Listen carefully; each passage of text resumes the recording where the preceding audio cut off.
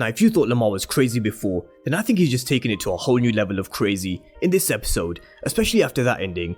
Lamar really has to go up there with one of the most craziest characters that I've ever come across, and there's definitely been a few across a few shows. But it wasn't even just the ending, he also killed his boy Slick earlier on in the episode as well, because he's losing all sense of control now, which we'll talk about later in this review and recap. But Meech is working with Tiny and the 12th Street boys who turned on Lamar, and Pat definitely wasn't making life easy for them with the bad words that he was putting out on the streets.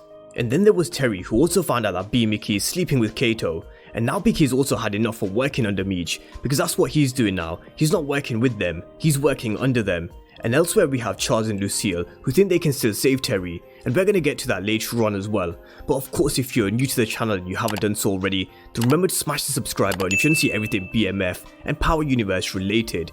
But this episode kicked off with the older Meech telling us that the ambition is getting money past the King of the D, and I wanted it so we could spread our wings. We could go anywhere we wanted without being seen, which is what they wanted to do in this episode. They wanted to become invisible. And Big Meech told us that school was never his thing, and his folks knew, but he only showed up to picture day. But he told us that a lot of people spend a lot of time at school trying to better themselves. It's not much different than being in the streets. You learn how to count, there's chemistry, and there's also PE. But the biggest difference between the two are the end goal. And this actually takes me back to a quote by Elon Musk. Some of you might or might not have seen this before, but Elon Musk once tweeted that drug dealers know more about running a business than 95% of college professors, and you have to say, he ain't lying. Running a drug business as sophisticated as Meech and Terry did, you need brains, and balls as well. The difference with school is, if you ain't graduating, what is your end goal? And that's what we saw Meech and Terry doing throughout this episode. We saw them graduating throughout the streets. They were learning their lessons, like how Pat was making it difficult for them to do business with Q, for example. Tiny from the 12th Street boys set up a meeting with Q for him to strike up a deal to sell his bricks to. But because Pat had been putting out bad words on the streets of Meech, he passed on the opportunity of working with him until the end of the episode, when they did strike a deal, of course. But let's talk about Lamar's crazy ways of doing business, because he dropped not one, but two bodies in today's episode, and you just knew where this episode was heading. The moment you saw Lamar waiting for Meech with a shotgun ready to light Meech up, a body was definitely going to drop in this episode, and it was just a matter of who and when. But luckily Meech did have some backup, which he did for his whole family throughout this episode. Lamar tried to drop Meech, and then tried to drop Terry before he fell back, because of the protection that he had around him. And they definitely needed protection, because we know what happened at the end of the episode. Meech told his pops that something happened, and that's why he's got people looking out for them. But it would have been even better if they went to Ohio, because he knows as well as we do, after he kidnapped Zoe, Lamar would do the damn same, if not worse, just like we saw at the end of the episode with Darius. Terry told Meech that they should never have kidnapped Lamar's kid, but Meech called it a soft kidnapping, because he took her to get ice cream, whatever he wants to call it. He took Zoe without Monique and Lamar's permission, and then he held her until he got the information that he wanted from Slick, which was where his stash was at. And Slick knew that he was screwed either way. Either he bought Zoe back, but gave up the stash, or Lamar would find out that he had the chance to save Zoe, and he didn't.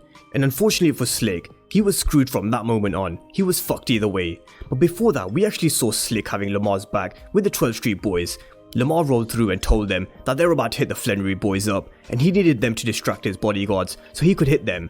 But the issue that Lamar had with Meech and Terry was a personal problem, and Tiny wasn't afraid to tell him, even if he was almost choked out to death in the last episode by Lamar.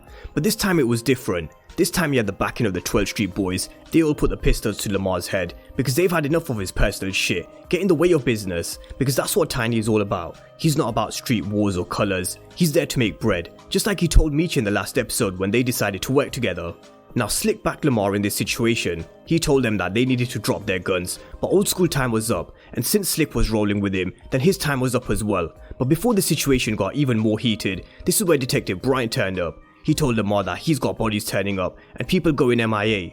But Lamar tells him that he's a changed man, but Brian puts it right back on him. He tells him that he's stupid, and stupid always gets caught. And I do think Lamar will get caught eventually. Now after the exchange with Tiny and Detective Brian, Slick tells Lamar that the whole crew's behind him, but Lamar only has one mission right now, which is to bury Terry and Meech. That's all he could see. But Slick tries to give him the bigger picture. He tells him that he can get everything back and make things right with Monique. But the thing is with Lamar in this situation, he was way too angry. He couldn't see shit straight. And he couldn't see shit straight because Meech took Zoe, Slick gave up the stash house, he's unable to get anywhere near Meech and Terry because of all the protection they have. He ain't got a crew anymore, and on top of that, Zoe shut him out. But Slick tried to help Lamar. He told him that he's got Monique back before, he can do it again. But what they also do need to do is cut Meech's water supply off. People can live without heat and electric, a lot of things, but if you cut someone's water off, then you'll see them suffocate. And Lamar did take Slick's advice. He tried making things right with Monique, but the moment she said that she'll get a restraining order on his nutty ass, he flipped a switch, just like he flipped a switch when Detective Bryant called him stupid. He wasn't thinking straight and he needed Slick to calm him down, but this is a button which really triggers Lamar.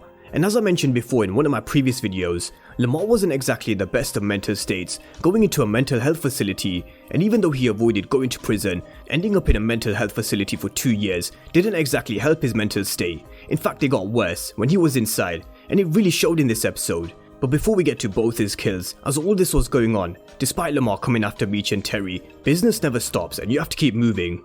And this is where Meech takes Terry upon his idea, where they franchise out to their group. They give each of them a bag, and they get their own people to move their weight. And that way Meech and Terry, they're off the streets, and they're invisible. All they're doing is supplying their product to their crew. Now BMF has been a day one to Meech, and he's been the third in command in their organization, so he told Terry to give him a brick. But Terry didn't just throw him a brick for free, he gave it to him at a discounted price. And while he was at BMF's place, even though Terry does have a bad eye, he definitely spotted this.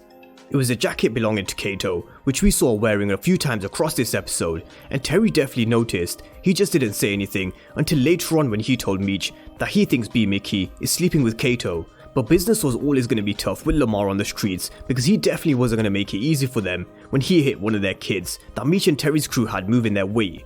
And both Meech and Terry know that they can't keep doing business like this. They have to do something about Lamar. They need to get rid of him one way or another, especially after what we saw him do to Slick and Darius in this episode. But let's talk about Slick first. And he knew, even before what happened with Monique, how she cut his water off, it was going to trigger him even more. It was his idea to go patch things up with Monique, which didn't work for Lamar, and Slick wanted to get as far away from him as possible, but he didn't get that far. He stabbed him twice, and then he watched him die while he was gasping for air. And then he put him behind Tiny's sofa to send him a real message. But if you thought Lamar was crazy, then what we saw next, he just took it to a whole new level. He told Slick that he was going to take away someone from Meech and Terry's family, but as Nicole and Darius lost their bodyguard that was watching them, Lamar rolled upon them. Nicole got away as Lamar grabbed her, but unfortunately for Darius, he was in the wrong place at the wrong time, and he definitely didn't deserve this. There was no reason to kill Darius the way he did, and not only did he stab him once, he stabbed him again, apologizing while he killed him. And you have to say, Lamar has to go after today's episode. Something has to give with his character, but how much more chaos is he going to cause before this happens? Or will Detective Bryant catch up to him before he causes any more damage? Now elsewhere in the episode, we saw BMF question Kato about whether she has another man, because of the note that was left at her place by Lamar, but she brushes him off and tells him that it's her ex, who won't leave her alone. And BMF and Kato, they're really getting serious. He wants out from under Terry and Meech, and she's willing to back him. But what lengths is he willing to go to get out from under them? We also saw Terry stuck between two worlds, graduating from school, or does he graduate in the streets? Charles told him that he's a father now. What if Terry Jr. did something that affected his safety of his family, just like them in this situation? And he really was trying to get through to Terry, because Charles and Lucille, they've not given up on Terry completely. They still think that they can get him on the right path, accepting the hospital's offer of $25,000, which was one way they thought they could help him. But that offer's taken off the table for now. But as we said before, once you're in, you're in. There is no leaving the game. Just like Terry said, they could pay 2 or 3 mortgages, they've got 2 whips outside, with all the money that him and Meech were making. But at what cost? How much more danger is he willing to put the family in for him and Meech to really become kings? And that was episode 6, and they really are stepping up BMF now as we get closer to the season close.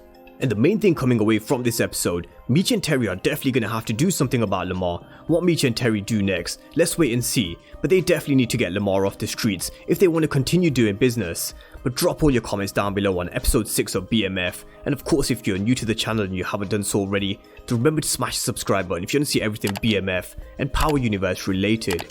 But as always, thank you guys for watching, and I'll see you next time.